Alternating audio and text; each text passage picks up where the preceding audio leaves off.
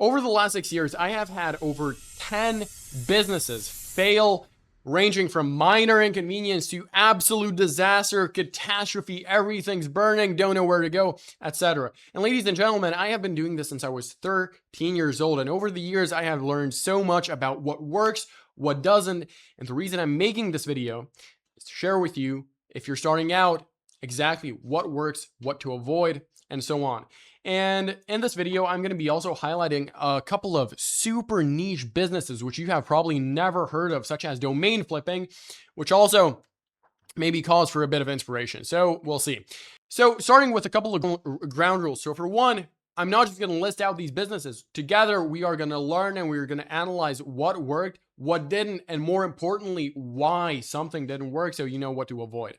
And second, more importantly, these aren't just going to be like half-assed, oh, I tried something and didn't work out. No, these are going to be businesses in which I either lost money, made money, or I invested a significant amount of time. With that being said, let's get into it. So first off, the first money I ever made was when I was 13 years old, and it was making spawns in Minecraft. And I did this for roughly 2 years. Over those 2 years, I made around 10,000 euros. But there is a very important lesson to be learned here. So originally, I wanted to do logo design because I had heard on the internet that, hey, you can do freelance work on Fiverr from 13 years old. Had a eureka moment, searched up possible niches I could do, found logo design, tried that. And what ended up happening was I didn't realize the fact that there are probably like 1,000 other freelancers that can do a better logo. They can do a logo faster, and they have thousands upon thousands of reviews and so on. And with that realization, I understood that I had no chance at getting any clients whatsoever. So I started thinking, hey, I really want a new computer for playing Minecraft. That's my only ambition. I didn't want to be an entrepreneur. I probably did not even understand what the term meant, but I wanted a new computer, and I was really good at Minecraft, and I had a bit of a creative side of me. So I landed upon building spawns for servers, which in a way is a creative field in B2B. And this is what ended up happening. When you have an extremely saturated field, such as logo design. When somebody searches logo design, they are just going to pick the top one person with the most reviews, the best logos, the fastest delivery time, the lowest price. And if you are in the 1,000th place, or even if you're the 100th, even if you're the 10th, you have basically no shot whatsoever at getting a client, because there are 1,000 people that can design a logo better, faster, and cheaper than you. However, the reason why my specific business, building spawns for servers, actually ended up working out is very simple. The target audience is extremely narrow. So when somebody ended up searching Minecraft server spawn, I was basically the only person who showed up. So they had only one person to go with, which was me. And with this, there is a very simple lesson to be learned. If you are starting out, if you don't have that much experience, you need to hone in on something extremely specific. If you have a massive target audience, that means you won't be a best choice for anyone specific. Meaning, if you just narrow your target audience and you specialize in something super specific, as an example, I design logos for woodworking companies. Then the moment a woodworking company actually searches for a logo, you are going to come up similar to how I showed up for people looking for server spawns. And it's that simple. And I ended the business just because I kind of stopped getting clients, and I also kind of wanted to grow up because I was like 15, 16 years old, stopped playing Minecraft and so on. Next up, theme pages are something that I tried over and over and over again. Never ended up working out, kind of because it's an extremely boring business. You literally just take other people's posts, you repost them, and hopefully upsell them. However, I picked these two theme pages. I actually had, I think, together probably like 10 theme pages. These are just the top picks. The reason these didn't end up working out is because there is nothing to sell to these people. If you look at this theme page, Mana Cream, these are just random, stupid memes. And sure, people watch them. Some people follow. I mean, 260 followers, that's not that many, but I think I only did it for like a month. even if you had like 1,000, even if you had 10,000 followers for a meme page, that doesn't mean anything because you have nothing to sell to these people. For example, if you have a fitness theme page, as an example, you can sell supplements, you can sell clothing, you can sell memberships.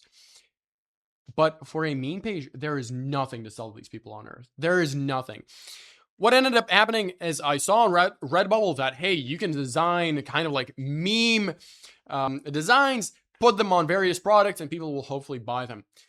Didn't end up working out. I basically got 0 clients, although a couple of years later, I think this was literally like last year, probably 4 or 5 years after I started, I got my first commission, which was, I think, like under 10 euros, but it was kind of funny. Just sitting at home, checked my phone, 10 euros out of nowhere, didn't understand where it was. Turns out it was from Redbubble, which I created like 4 or 5 years ago. Next up, this is going to be a real quick one, clothing brand. And I had loads of these because I think everybody who has ever tried a side hustle of any sort has probably tried a clothing brand. So the reason this didn't end up working out, again, super saturated niche. You're not going to sell anything to anybody unless you have like something super incredibly unique, which I didn't have the capacity to do. But what I did do is I bought like 40 hats similar to these. I have them in my closet. I sold one, didn't end up selling the rest because obviously nobody's going to buy them. Although I did sell one on Facebook Marketplace, which was kind of cool. Didn't really make that much money. This is going to be a big one. So day trading gone wrong. Day trading was also something I learned in parallel while I was making money on Fiverr at the time, because I also had learned about this really cool new phrase, inflation, and I wanted to protect my money from inflation. So I invested it, kind of wasted it, by buying loads and loads of hats, buying shirts, buying these embroidered roses, which I wanted to stitch on shirts and sell them for, I don't know, 10,000 euros. And I try to protect my money from inflation. In parallel, I learned about crypto. I learned about stocks, the whole side hustle playbook. However, the thing is, a person, am fairly impatient. So I used tons and tons and tons of leverage, which ended up costing me a whole lot of money because overall I had a couple of good trades.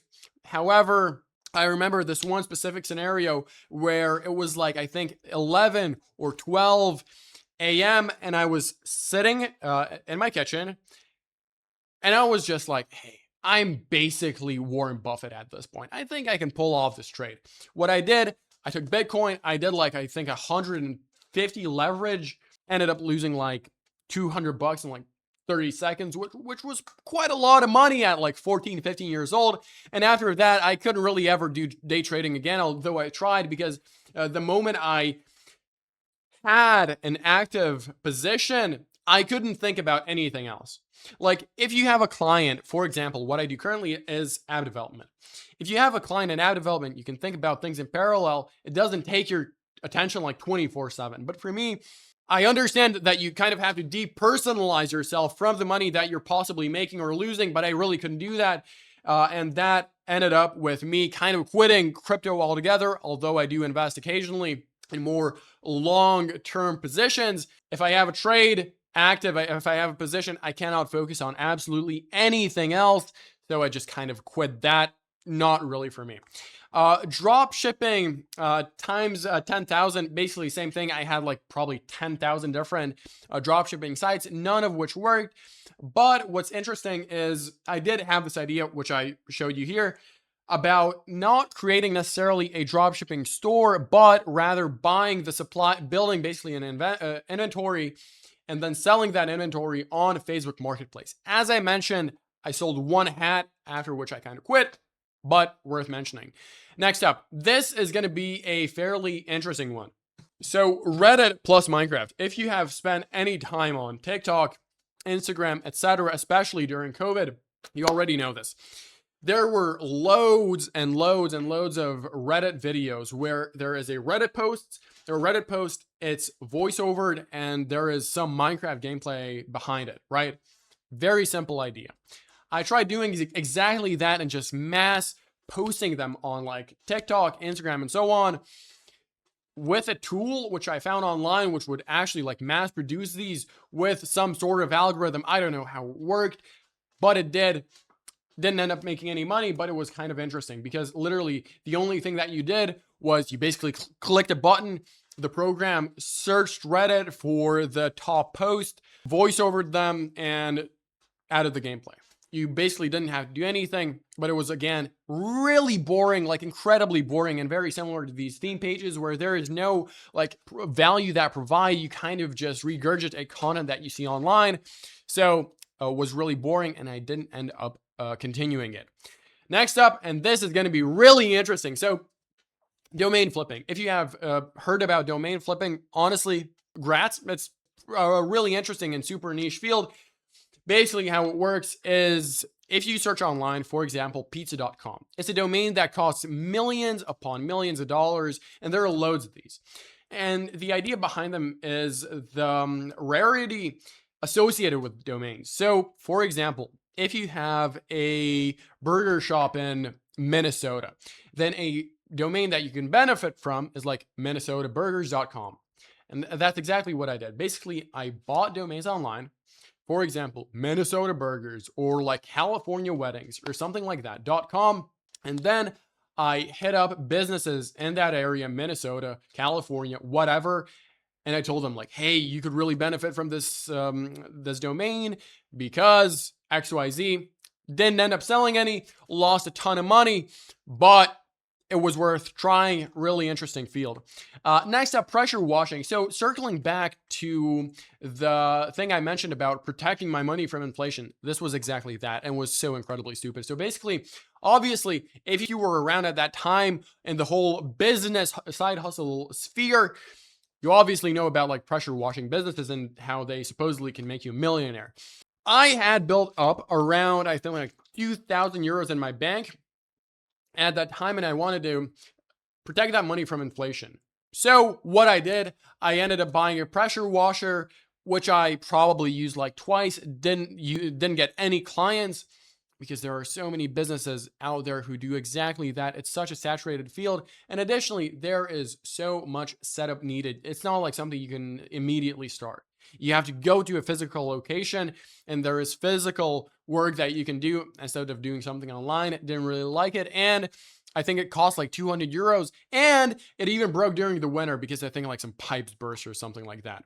Dropshipping with extra steps, I already covered that. But something even more interesting is arbitration. So this is another really interesting field, which I did try out when I was, I think, like 16.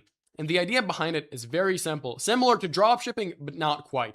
What I did was I searched on Alibaba some high ticket products, such as vending machines.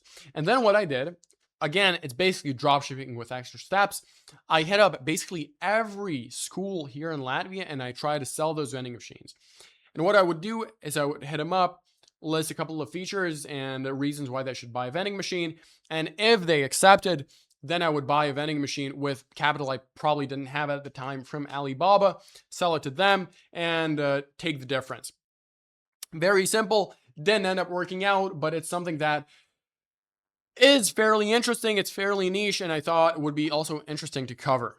And with that, we have come to the last failed business, and this is like the cream of the crop. It's like the most grand failure of a business and the most interesting. Scholar networking. I worked on this business for the better part of 2 years, and the idea was very simple. I would create a mobile app where I would connect ambitious young entrepreneurs with mentors, people that they can collaborate with other like-minded entrepreneurs. And I even created a system where, similar to how you connect on LinkedIn, you would do the exact same thing in the app, except you could set like a gateway fee, which other people would have to pay you in order to connect with you.